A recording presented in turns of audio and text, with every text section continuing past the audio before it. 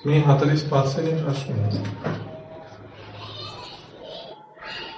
මේක මුලින්ම කියනවා සමතලාපාරක යද්දී එන්ජින් එකේ ක්ෂමතාවය කිලෝවොට් 22ක් කියලා. ස්කන්ධය 1200යි යන නියත ප්‍රවේගය 20යි.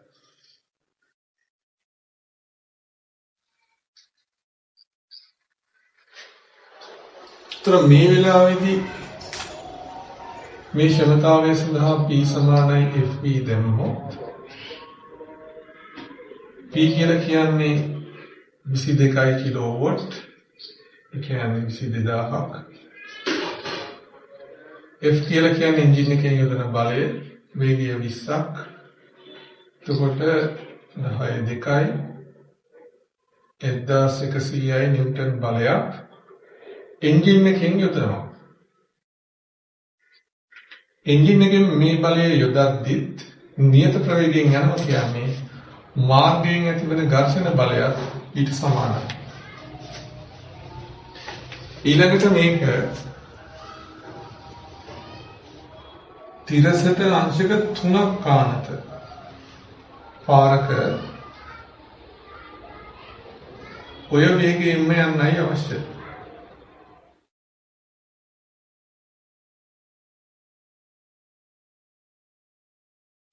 වේගය 20ක්ම තියාගන්න ඕනේ. ආනතිය ගොඩක් ලොකු නැති හින්දා අපිට හිතන්න පුළුවන් මාර්ගයෙන් වාහනය මත යොදන ඝර්ෂණ බලය තවවත් නිව්ටන් 1100ට සමාන බව. කෝණය තරම් කොටයි μmg cos θ වෙන්න ඕන ඝර්ෂණ බලය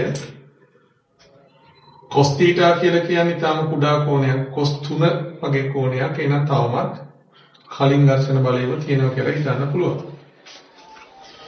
ඒකම වාහනේ බරෙහි පහළට තියෙන විභේදන සංලංඝනය mg sin θ පහළට තියෙන.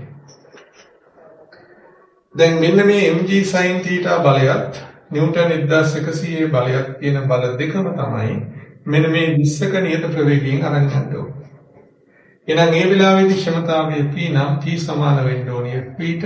F කියලා කියන්නේ mg sin θ. mg කියලා කියන්නේ වාහනේ බර 1200යි කිලෝග්‍රෑම්. ඒ නිසා ඒක 10න් වැඩි කරලා 12000යි නිව්ටන්. වාරයක් sin 3 මම ඒක θ කියලා දාන පාකවන්නේ sin 3 ධන 1100යි නිව්ටන් කියන බලය 20ක නියත ප්‍රවේගයෙන් ගෙනියන්න ඕක තමයි ක්ෂමතාව. දැන් අපි දන්නවා අංශක 180ක් කියන්නේ රේඩියන් 5. එහෙනම් අංශක 1ක් කියන්නේ මේක තව තොරතුරක් දීලා තියෙනවා. ඒ තමයි කුඩා කෝණ සඳහා θ කුඩා අවස්ථාවලදී sin θ සමානයි θ කියලා හිතන්න. එහෙනම් P සමානයි 12000යි sin 3 sin θ කියලා දැම්මොත් θ වෙන sin θ වෙනුවට θ දාන්න පුළුවන්. ධන 1100යි වාරයක් 20. දැන් අංශක 180ක් සමානයි රේඩියන් 5. එහෙනම් අංශක 1ක් සමානයි රේඩියන් 5 බෙදීම 180ක්. 5 කියන්නේ 3 කියලා සලකන්නලු. එහෙනම් අංශක 1ක් කියන්නේ 1යට 60යි රේඩියන් වලින්. එහෙනම් මේකයට 60 දානවා මෙන්න මේ θ තියෙන තැනට. එම නිසා P සමානයි 12000යි θ කියන්නේ 1යට 60 ධන 1100 වාරයක් 20. සමානයි මේක සූත්‍ර කරාම